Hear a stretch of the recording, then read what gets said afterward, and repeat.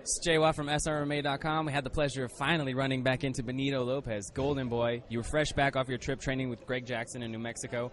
Tell me, what's one of your craziest stories that you never thought you'd be able to do, you know, and then being at that gym, you maybe just found something that was interesting to you that you never thought you'd be able to accomplish there? Just being there in general and training with next side by side with John Jones, Carlos Condit, you know, all these UFC stars. It was awesome.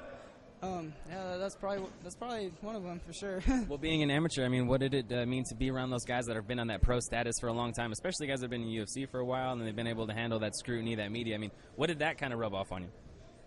I think it just helped me.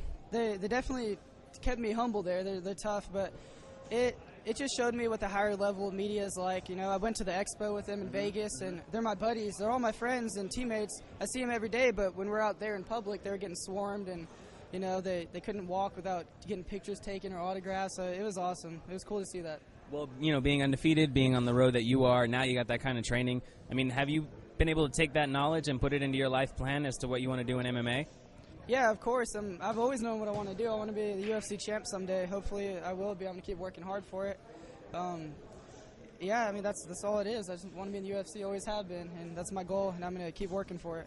Well, who are some of the guys that you've been able to train with, maybe some of the names that the fans might know and might be excited for you? Okay, I'll go off a little list, I think. All right, John Jones, of course.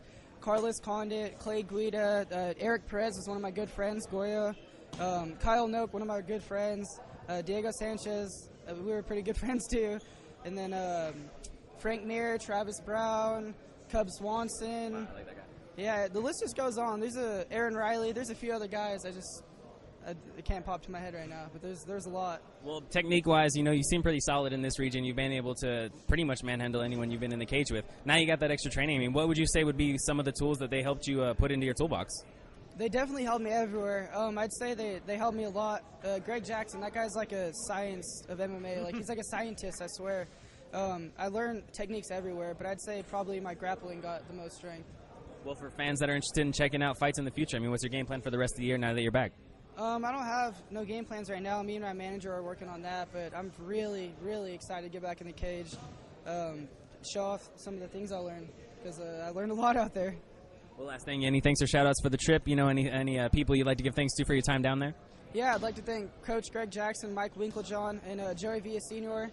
Joey Villasenor was kind of like a dad to me out there. He took care of me, and he helped me develop more into a man out there for sure. And the whole team, Jackson's MMA.